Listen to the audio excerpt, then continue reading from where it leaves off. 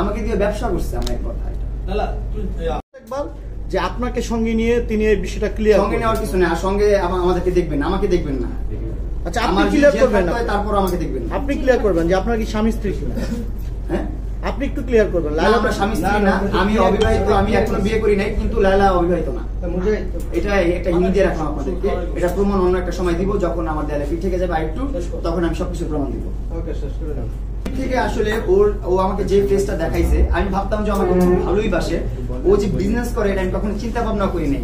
আমি কখনো এটাও বলি নাই যে আমার কারণে তোমার ফ্যান পেজটা হয়েছে, আমার কারণে তোমার এই অ্যাকাউন্টে সেটা হয়েছে, এগুলো আমি কখনো বলি নাই। তো আমি সবসময় বলি তোমার নিজের চেষ্টাতে হয়েছে, তোমার নিজের যোগ্যতাতে হয়েছে, আমার কিছুই না এখানে।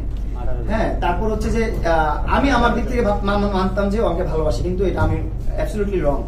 আমরা দেখি যারা জুটিবদ্ধ হয়ে কাজ করে, দুজন দুই জায়গায় থাকে, কাজের সময় কিন্তু আপনারা আমরা দেখতাম যে একই ফ্ল্যাটের মধ্যে থাকতেন,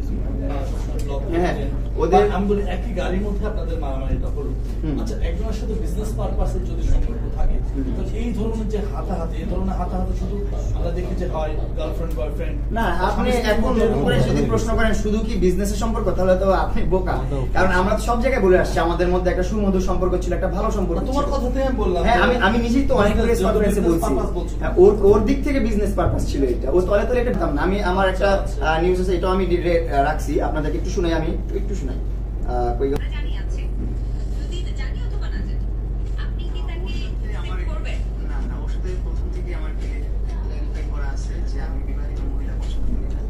ঠিক আছে, এটা কিন্তু কিছুদিন আগে জাগো এফএমে যে আমি ইন্টারভিউটা দিচ্ছি, ওর সামনে কিন্তু এটা কিন্তু ও বসে, ও কিন্তু আমার সামনে বসে আছে। আমার কথাটা শোনার পরও লায়লা তোমাকে এই তথ্যগুলো কখনো না, কখনোই আমার সাথে শেয়ার করে না, কখনোই না।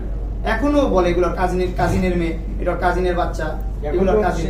এখনো অস্বীকার করে, এখনো স্বীকার করে না, এখন স্বীকার করে না। তোমার সাথে প্রতারণা করা হয়েছে আমার সাথে। অবশ্যই এত প্রতারণার পরেও তোমার সেলুন উদ্বোধনে কেন নিয়ে আসলো? আমি তো আসলে ওর মতো জানি তোমরা মিলে গেছো, ওর মতো মাইন্ডের মানুষ তো আমি না। আমি তো অন্যরকম মাইন্ডের মানুষ। আমি আপনাকে বললাম আমার মধ্যে কোনো ভেজাল নাই। ও যখন বলছে, আমার যেদিন গ্র্যান্ড ওপেনিং, ওরা জাস্ট দাওয়াত দিয়ে রাখছি, আমাকে আরিফ ভাই বলছিল আপনি কি লায়লাকে দাওয়াত দিবেন না? আমি বললাম ঠিক আছে, আপনার নিউজের মাধ্যমে আমি দাওয়াত দিয়ে দিচ্ছি। আমি কিন্তু সরাসরি দাওয়াত দিই প্রথমে। তারপর এর মধ্যে কিন্তু বড় ভাইয়েরা আমার যারা আছে, তারা লায়লার সাথে কন্ট্যাক্ট করলো। লায়লা কিন্তু বারবার আমার বড় ভাইদেরকে ফোর্স করে আমার সাথে মিট করার জন্য, আমার সাথে কথা বলার জন্য, কনসাল্ট করার জন্য বিষয়টা। তো বড় ভাইরা কি করবে, একটা পর্যায়ে ডেকে নিয়ে যায়। যখন ডেকে না নেয়, তাদের বিরুদ্ধে আবার উল্টাপাল্টা গিবত করে। তোমাদেরকে আইডল ভাবে অন্য ছেলেমেয়েরা, তোমার বয়সের ছেলেমেয়েরাও এই ধরনের কর্মকাণ্ডে জড়িত হবে, তোমাকে আইডল ভেবে। এটা তো খারাপ কিছু না, এটা তো খারাপ কিছু না। আমরা তো অবৈধ কিছু করতেছি না, আর অবৈধ কিছু শিখাইতেছি না, স্মাগলিংও শিখাইতেছি না। এখানে বিষয় হচ্ছে ভালোবাসার বিষয়টা। আপনার আমাদের যদি ইসলামিক দিকেও যান, ওদিকেও কিন্তু বয়সের পার্থক্যটা আছে। আবার এমনি তো আসলে এগুলো পার্থক্য আছে, এগুলো থাকেই, বয়সের পার্থক্য কোনো বিষয়। অবশ্যই ওর সাথে একটা ভালো সম্পর্ক ছিল আমার, আমি এখনো শিখি। অবশ্যই ভালোবাসতাম, কেন বাসতাম না? একটা মানুষের সাথে ভালো না বাসলে 4টা বছর একসাথে কাজ করা যায়, একসাথে কন্টেন্ট করা যায়। আমরা একসাথে কন্টেন্ট করছি, ওর মিলিয়ন প্লাস ফলোয়ার, আমার চেয়ে বেশি ফলোয়ার ওর 1.1 মিলিয়ন, আমার মাত্র 1 মিলিয়ন। আর আমার টোটাল যত সাইট আছে, সব সাইট গুলো মিলে আমার 2 কোটি ফলোয়ার্স আছে, 2 কোটি কাউন্টেবল। অন্য যারা আছে, যারা মোবাইল ইউজ করে না, যারা ফলো করে না, শুধু দেখে, এরকম ফলোয়ার্স তো অভাব নেই বাংলাদেশে। এরকম ঘটনা অনেক ঘটছে, এর আগেও মারামারি না আলাদা হয়েছে। হ্যাঁ, কিছুদিন আগেও বাসা অনেক হয়েছে। এর মধ্যে দেখেন আপনি 6 মাস পরে কি তোমরা আর এক হওয়ার কোনো সম্ভাবনা আছে কিনা? ওকে, আমরা একটু আবারও আমি তো বলে দিলাম আমার আর কোনো ইচ্ছা নেই। আমি দেখেছি এবং আপনাকে থ্যাংক ইউ বলেছি আমি।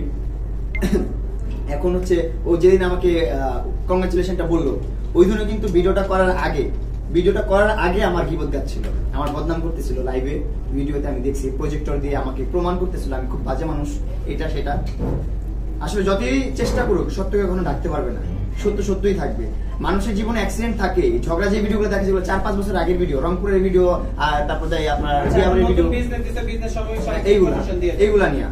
তো এইগুলা তো আর বাস্তব জীবনে না, এগুলোই চলবে, এগুলো হবে। আর আমার সামনে কি আরো বিজনেস আসতেছে কিনা? এখন হচ্ছে যে ওর সাথে আমার রিলেশন ব্রেক হয়েছে প্রায় 2 মাস হয়ে গেছে। এই 2 মাসের মধ্যে কিন্তু আমি অনেক জায়গায় যেয়ে থাকছি, এমনও বলছে ও প্রেসে এসে যে আমি বস্তিতে যে থাকছি, বস্তিতে যদি থাকি কোনো সমস্যা নেই। এটা আমার বন্ধুর বাসা থেকে বস্তি বলছে, যদি বন্ধুর বস্তিও হয় তাও আমি কমফোর্টেবল। ওর বাসার চেয়ে ভালো আছে, ওর যে একটা মানুষ হিসাবে এত খারাপ মানুষ, ওর মানুষের চেয়ে ভালো আছে।